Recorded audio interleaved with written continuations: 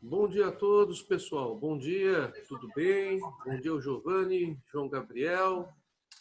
Oi, Daniela, tudo bom? Bom dia aos que estão entrando na live de hoje. Solen.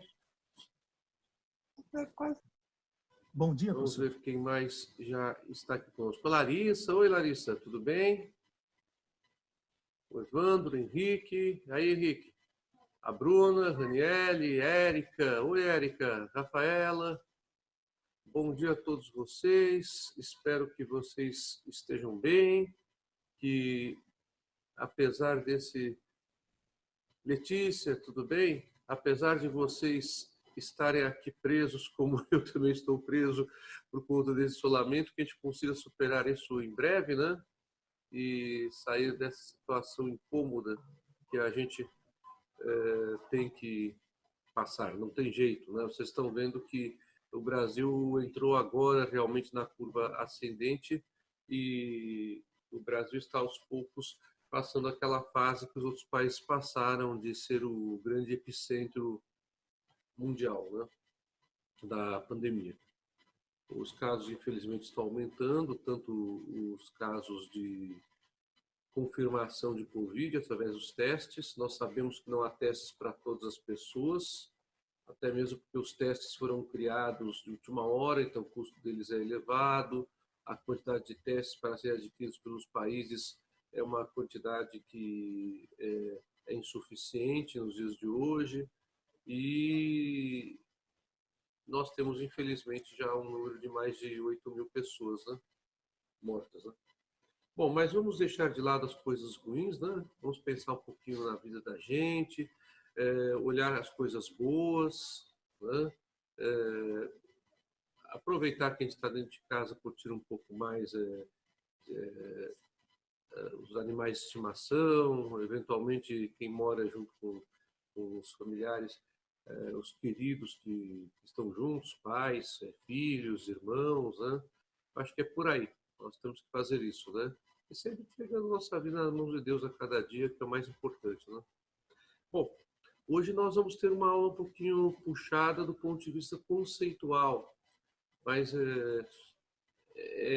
fiquem tranquilos que vocês não precisam achar essa aula extremamente difícil. Ah, eu sou uma pessoa incapaz, não vou entender nada. Não precisa pensar isso, porque é uma matéria bastante difícil mesmo a aula de hoje. Mas eu procurei concentrar a aula os temas que são da aula de hoje por duas razões. Primeiro, para que vocês tenham uma noção mais importante com relação a essa matéria, para que a gente não gaste muito tempo com ela. É uma matéria importante, cai em exame de ordem também, cai em concurso público também, mas algumas questões que ela traz são extremamente complexas, não apenas para o estudante de direito, como também para qualquer professor ou profissional de direito. Tá? Então, vocês fiquem tranquilos. Eu estou me referindo, no entanto, a uma matéria que tem uma aplicação prática muito grande. Na semana passada, nós começamos o estudo dessa matéria falando do pagamento indireto e falamos do tema da consignação em pagamento, que é um tema muito prático, muito do dia a dia e bastante evidente na atividade forense. E a consignação em pagamento, ela não traz tantos problemas quanto alguns problemas conceituais que a matéria de hoje traz. Hoje eu vou abordar as outras modalidades de pagamento indireto. E com isso, vamos terminar o estudo das obrigações. E vamos entrar imediatamente na semana que vem com o estudo da responsabilidade civil. Então, quem está acompanhando pelo meu manual, ou por qualquer manual, qualquer curso de direito civil, não precisa se incomodar com relação ao seguinte fato. A parte do que vamos trabalhar, que é das inexecuções das obrigações, é a parte que vamos trabalhar. Normalmente se trabalha em obrigações, mas eu joguei essa parte toda para a responsabilidade civil. Por quê? Pela razão muito simples. A matéria de vocês se chama Obrigações e Responsabilidade Civil. Nos cursos e manuais de direito civil, as matérias são apresentadas de forma separada: obrigações, responsabilidade civil. Vocês estão vendo que desde o início do semestre eu tenho feito um esforço para passar uma ideia mais sinérgica dessa matéria. A obrigação, a consequência do descumprimento dela, qualquer, é a responsabilidade. Por conta disso, quando se fala em inexecução das obrigações, nós estamos falando, na realidade, da consequência desta inexecução, que é a responsabilidade. Tá? Então, vocês fiquem tranquilos com relação a isso. Hoje é a nossa última aula de direito das obrigações dentro dessa perspectiva. A parte da inexecução das obrigações, ela vai ser estudada juntamente com responsabilidade civil a partir da semana que vem. Bom, eu gostaria de perguntar se vocês têm alguma questão sobre as aulas que nós tivemos até aqui, em especial a última aula, que foi a aula de consignação em pagamento, ou se eu posso iniciar essa matéria das outras formas de pagamento indireto. Então, o tema da aula de hoje é a continuação do pagamento indireto. Eu vou falar das outras modalidades. Aí, cada modalidade não terá muito tempo, justamente porque não será necessário gastarmos muito tempo para fins de graduação com cada uma delas. Alguma pergunta, pessoal? Vocês estão me ouvindo bem? Acho que estão, né? Está todo mundo quietinho? Bom dia, professor. Ótimo, ótimo. Bom, caso vocês queiram usar o microfone, fiquem à vontade, tá? O microfone é para isso, lembrem-se disso. E se quiserem fazer pergunta no chat, também não tem problema nenhum, tá? Bom, vamos falar na primeira parte da aula de hoje sobre as 3 modalidades. Vamos lá. Primeiramente, vamos começar pela segunda modalidade. Nós falamos na semana passada todas as modalidades quais eram. E começamos pela consignação em pagamento, que já foi dada na semana passada. Agora vamos falar um pouco sobre a subrogação. Vocês encontram essa expressão subrogação ou desta forma que eu acabei de escrever, com um hífen no meio, ou tudo junto, subrogação. Tá? O que é subrogação? A ideia de subrogação não é muito difícil de ser entendida diante da matéria que vocês já tiveram comigo. A ideia é fundamentalmente a seguinte. A relação obrigacional, conforme nós já conversamos, ela é integrada por credor, devedor, prestação e o vínculo. O vínculo não se substitui. Subrogação significa substituição. Só que a subrogação é uma substituição sem extinção do vínculo. Então, lembrem, nós temos fundamentalmente 4 peças na estrutura de uma obrigação: credor, devedor, prestação e o vínculo que une credor a devedor, que é aquele vínculo que permite ao credor pressionar o devedor ao pagamento da prestação. Aquelas medidas extrajudiciais, judiciais, que a gente já conversou sobre elas, bastante, inclusive. Pois bem, o que nós temos na subrogação? Nós temos uma substituição de um dos elementos da obrigação, credor, devedor ou prestação, por outra pessoa ou por outra prestação. Então, da subrogação, o que ocorre é a substituição. Esta substituição não acarreta a extinção do vínculo obrigacional, mas ela libera a pessoa que é substituída ou simplesmente importa numa substituição do objeto, que é a prestação. Na primeira hipótese, quando há substituição de uma pessoa por outra, fala-se em subrogação pessoal ou subjetiva.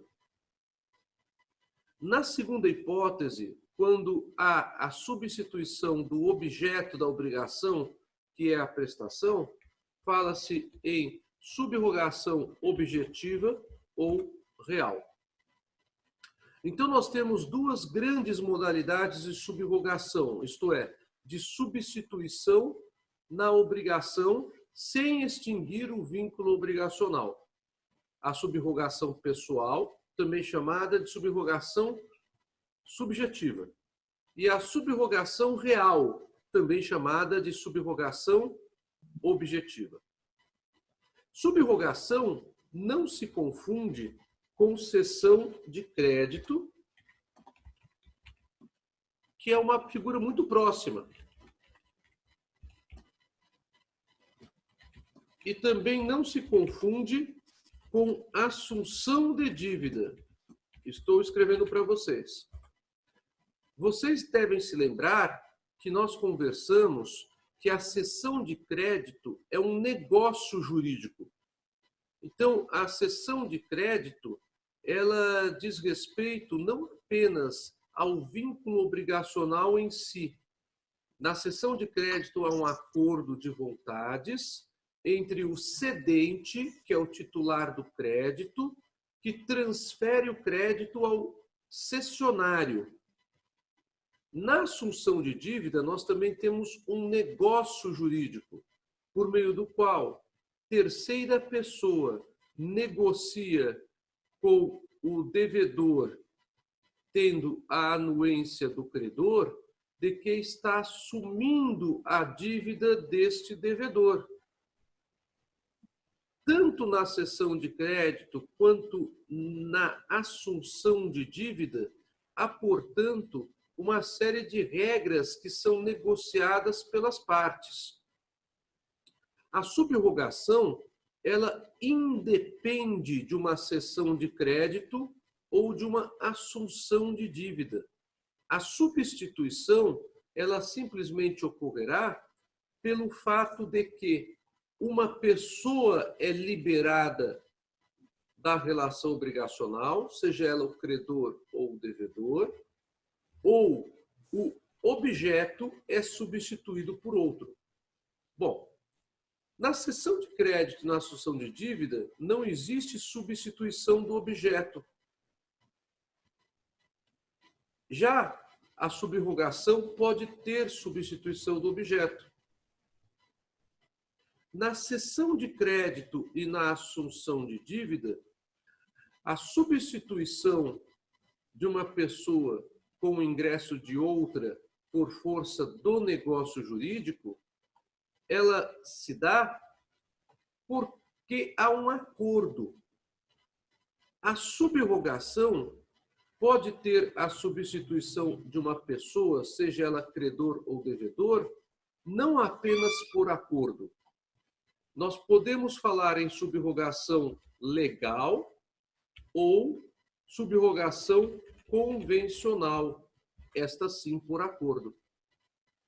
Então, a subrogação é um instituto diferente, que pode existir na cessão de crédito, que pode existir na assunção de dívida, mas não existe apenas nessas hipóteses.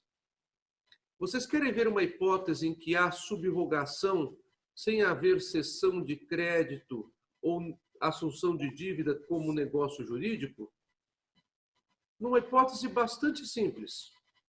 Para exemplificar, quando o terceiro paga a dívida do devedor.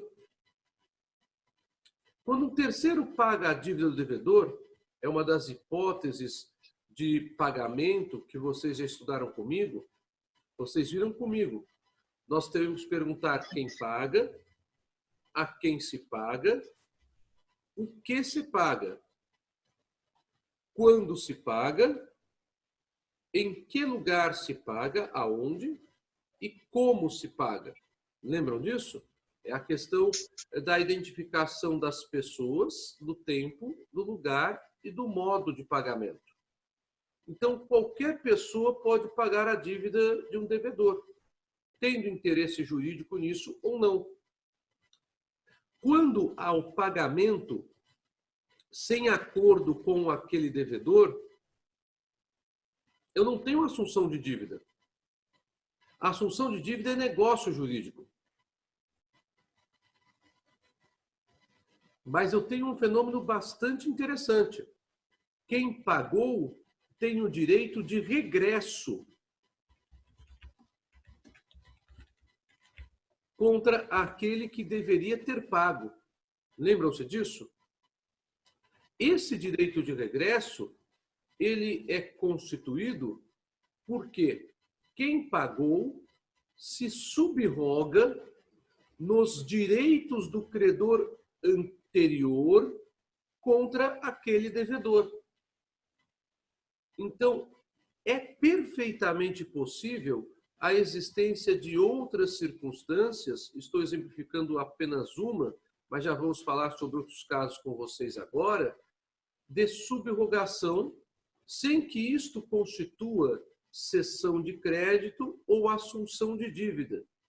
Porque cessão de crédito e assunção de dívida são negócios jurídicos.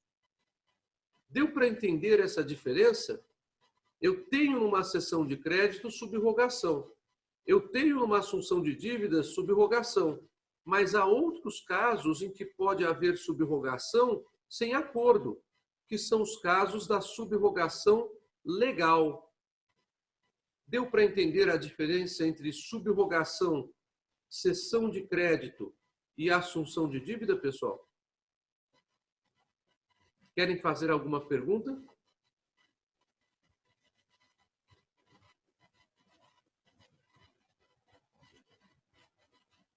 Professor, por gentileza, explica novamente. Solen, pode perguntar? A Solen abriu o microfone? Então, eu fiquei meio com dúvida. Você pode explicar novamente a diferença? Ela abriu, mas não perguntou. Então vou seguindo. Por favor, me interrompam se houver alguma dúvida. Lembrem-se, então, que nós temos subrogações que não se confundem nem com cessão de crédito e nem com assunção de dívida. Tá bom? Você pode explicar a diferença? Ok, vamos explicar. A cessão de crédito e a assunção de dívida, elas são negócios jurídicos. Isto é, elas sempre decorrem de acordo. Conforme a gente conversou na aula de transmissão das obrigações, eu preciso ter acordo para ter a cessão de crédito e para ter a assunção de dívida. Além disso, a cessão de crédito e a assunção de dívida apenas dizem respeito à substituição da pessoa. Na cessão de crédito, o credor, que é substituído total ou parcialmente quanto ao crédito. Porque o credor ele pode ceder apenas parte do crédito se quiser, conforme já falamos na aula de transmissão das obrigações. Aí, o que nós teremos? Teremos o ingresso de mais uma pessoa como credora, que será o cessionário da cessão de crédito. Na assunção de dívida, o fenômeno é o mesmo. Nós temos um negócio jurídico, mas neste caso, o terceiro que assumirá a dívida ou assumirá completamente a dívida, liberando o devedor, ou assumirá parcialmente a dívida, permanecendo com o devedor no polo passivo da obrigação. Percebam vocês, na subrogação, a figura não é essa. Em primeiro lugar, porque a subrogação pode ser tanto substituição de uma pessoa por outra, seja ela credor ou devedor, como também pode ser substituição de prestação, que é a subrogação real. Então, eu tenho subrogação na cessão de crédito, eu tenho subrogação na assunção de dívida, mas eu não tenho subrogação apenas nessas figuras que são negócios jurídicos. Há outras hipóteses de subrogação. Então, eu posso ter a subrogação real. É uma hipótese. A outra hipótese, eu posso ter casos de subrogação legal, que são os casos que eu vou mencionar para vocês. Um deles, eu dei a título de exemplo, que é um dos mais fáceis, porque nós já tivemos em sala de aula, é a hipótese da pessoa que paga a dívida de outra e, ao pagar a dívida, ela se subrogará nos direitos do credor contra aquele devedor, tendo o direito de regresso contra aquele devedor. Percebam que, nessa hipótese, o pagamento feito por terceiro, não há necessariamente o negócio jurídico assunção de dívida. Pura e simplesmente, o devedor acaba não pagando porque um terceiro pagou. E esse terceiro se volta contra o devedor por ter direito de regresso para receber a dívida, porque se subroga por força da lei nos direitos do credor anterior. É um pouquinho complicado, mas se vocês se lembrarem da transmissão das obrigações, agora ficou um pouco mais fácil. Deu para acompanhar essa questão, pessoal? Mais alguma pergunta até aqui? Bom, feitas as diferenças, então, entre subrogação, cessão de crédito e assunção de dívida, sabendo-se, então, que há subrogação fora da cessão de crédito e fora da assunção de dívida, porque a assunção de dívida e cessão de crédito são negócios jurídicos, vamos falar, então, quais são os casos de subrogação legal. Porque a subrogação convencional, conforme eu acabei de falar para vocês, esta acaba ocorrendo como negócio jurídico. Então, a cessão de crédito e a assunção de dívida são subrogações convencionais. Mas há subrogações que não são convencionais. Repito, a subrogação objetiva, que é a substituição de prestação, ela pode não ser convencional. E também a substituição de pessoas por outros casos que não sejam convencionais. Vamos falar quais são os principais casos de subrogação legal, para ficar isso um pouco mais claro para vocês. Primeiro caso, o caso que eu acabei de falar, o pagamento de dívida por terceiro. Só que aqui eu estou falando do pagamento de dívida por terceiro, que pode ser tanto terceiro interessado, lembrem-se disso, que é o normal, como terceiro não interessado. Pouco importa se, por exemplo, o pai paga a dívida do filho. Ele tem o mecanismo de subrogação exercendo o direito de regresso contra o filho. Mas é óbvio que, na grande maioria dos casos, o pai não vai exercer esse direito de regresso.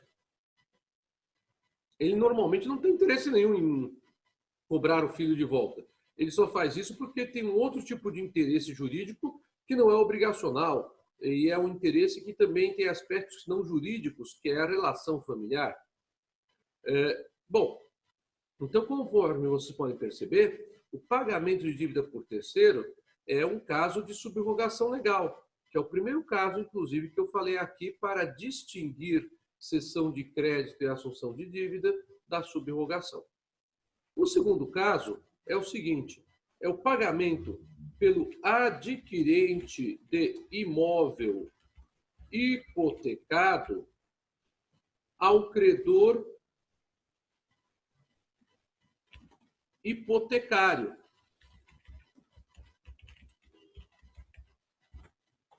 Vocês vão estudar em outra matéria que se chama Direitos Reais o que é hipoteca.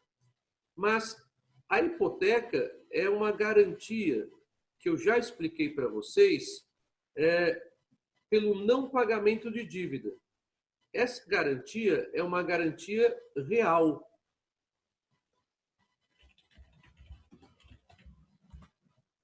Então, a hipoteca é uma garantia real.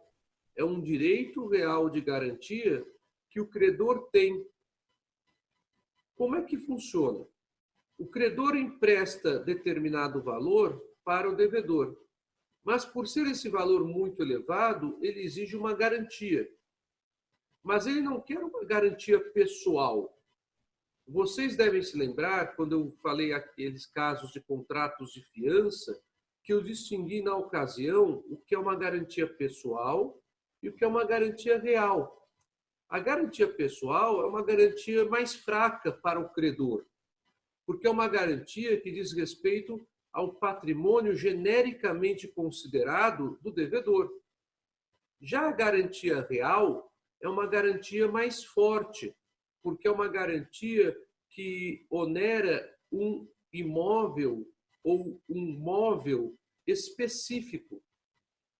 E na garantia real, o credor pode ir atrás desse imóvel ou atrás desse móvel que foi dado em garantia real, pouco importando se houve a transmissão desse imóvel para terceiro ou desse imóvel para terceiro. Assim, são garantias pessoais, a fiança, o aval, enquanto que são garantias reais, a hipoteca, o penhor. A hipoteca é garantia real sobre bens imóveis. O regime jurídico da hipoteca vocês terão em direitos reais.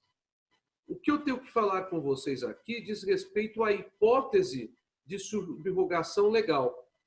Uma pessoa que adquiriu um imóvel hipotecado, ou seja, esse imóvel estava dado como garantia pelo pagamento de uma dívida, ao credor que possui a garantia da hipoteca. Então, vamos supor que o João tem uma dívida com o banco. João tem uma dívida com o banco.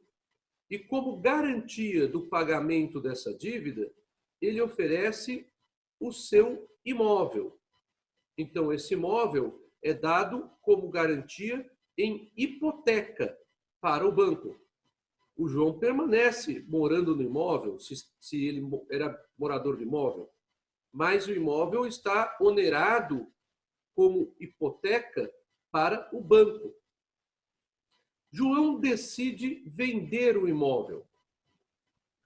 Ele, então, oferece o imóvel que é comprado à vista por Antônio. Como é que se resolve essa situação? Eu preciso trabalhar com o problema do banco, porque existe um valor a ser pago para o banco que está prendendo o imóvel. Então, pode acontecer a seguinte situação. O adquirente do imóvel hipotecado, vamos supor a Raquel, adquire esse imóvel hipotecado, pagando o valor da hipoteca ao banco, para não ficar com esse imóvel vinculado ao banco. E se subroga nos direitos do banco contra o João. Este é o caso típico de subrogação legal. Aí alguém perguntará, mas Senise, isso é muito arriscado para Raquel. Sim, é arriscado para ela, mas ela pode fazer na compra e venda do imóvel com o João algum tipo de acordo, obtendo dele algum outro tipo de garantia também. Esse tipo de situação é bastante comum com empresas que adquirem imóveis hipotecados. E aí a subrogação ela ocorre com uma maior segurança até mesmo na atividade empresarial. Mas então o Código Civil estabelece uma situação de subrogação legal que não pode ser esquecida, que é o adquirente do imóvel hipotecado. Porque quando ele adquire o imóvel hipotecado, ele se subroga na posição do credor contra o devedor original, que havia dado aquele imóvel como garantia real a título de hipoteca. A terceira hipótese de subrogação legal que está no Código Civil é o credor que efetua o pagamento de uma dívida do devedor, que é comum a ele e a outro credor, a fim de viabilizar o pagamento posterior do seu crédito. Vou repetir. O credor que efetua, portanto, o credor que paga dívida de devedor comum.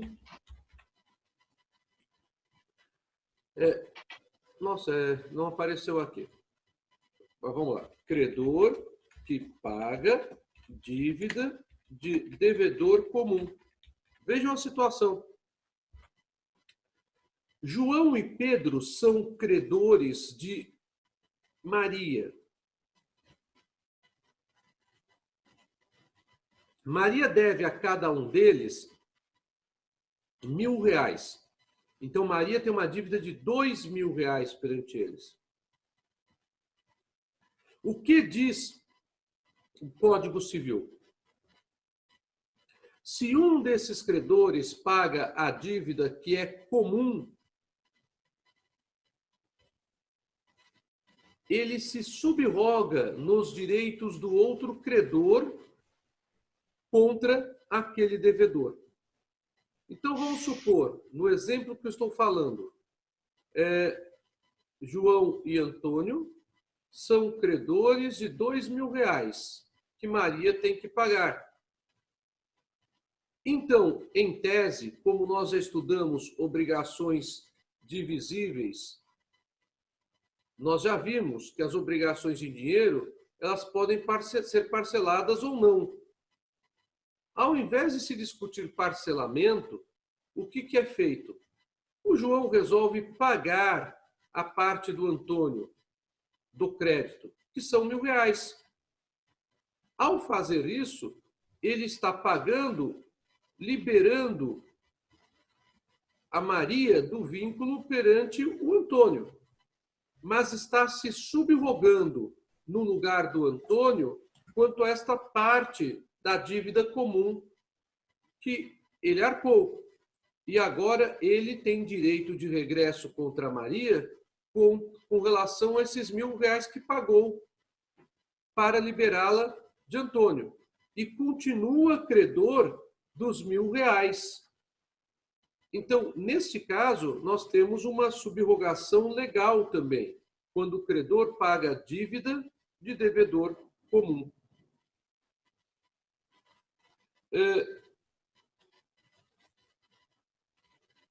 Essas são as principais regras da subrogação, tá?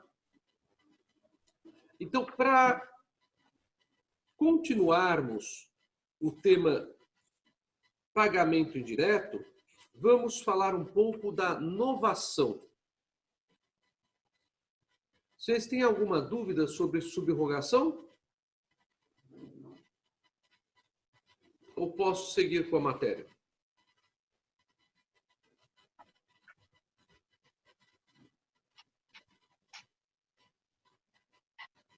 Bom, vocês vão pensando e aí qualquer coisa a gente conversa depois do intervalo.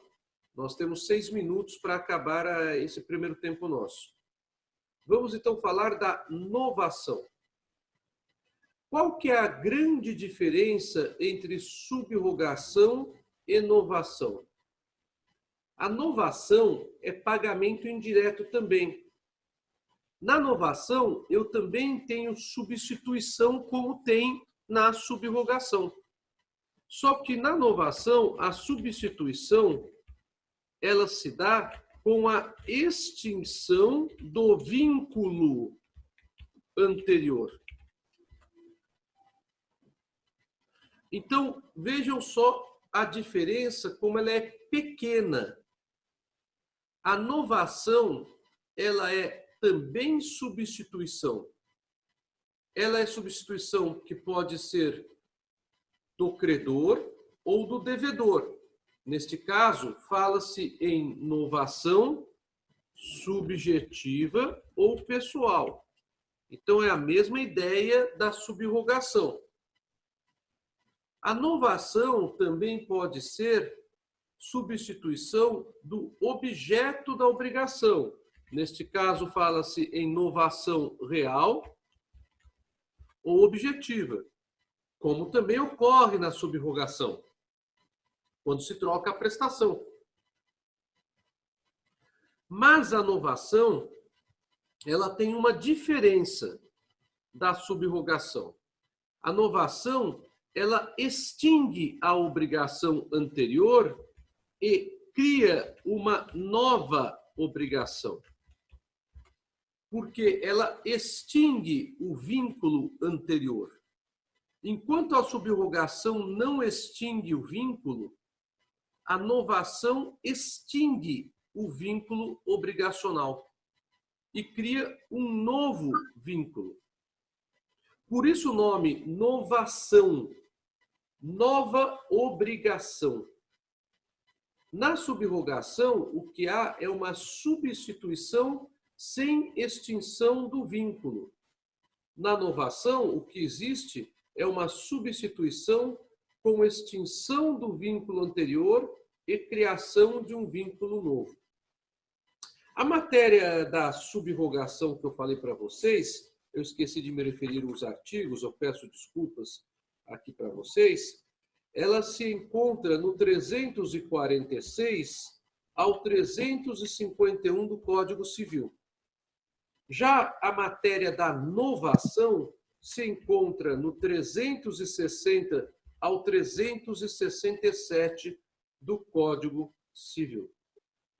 Bom, feita essa diferença entre subrogação e entre novação, sabendo-se que a novação pode ser pessoal ou subjetiva, como é o caso da subrogação, sabendo-se que a novação pode ser real ou objetiva, como é o caso da subrogação, temos que falar agora quais são os casos de novação. Bom, uma coisa é certa. Se a novação é muito próxima da subrogação e se a novação pode ser objetiva, isso significa que a novação não se confunde também com a cessão de crédito e nem com a assunção de dívida. Ou seja, eu posso ter situações que não são caracterizadoras de cessão de crédito ou de assunção de dívida e que se configuram como novação. Um exemplo bastante característico está na situação do fiador de imóvel em contrato de locação. O fiador de imóvel em contrato de locação terá que pagar o aluguel se o locatário não pagar ao locador. Terminado o prazo da locação, ocorre um fenômeno que a Lei de Locações autoriza, que é o fenômeno da prorrogação automática do contrato de locação. A questão é, e isso já caiu bastante em exame de ordem, a questão é a seguinte: a prorrogação automática ou mesmo a prorrogação convencional do contrato de locação importa na novação do contrato de fiança? A resposta é não. Apenas haverá a novação do contrato de fiança se o fiador concordar em manter a sua posição de garantidor dessa dívida. Bem, nós estamos com menos de 1 minuto. Vamos encerrar esse primeiro tempo. Voltaremos às 9h30. Já vou passar o link para vocês e seguiremos a partir desse ponto. Tá bom? Então, até já. Um bom cafezinho para todos. E 9h30 estaremos de volta, então. Até já.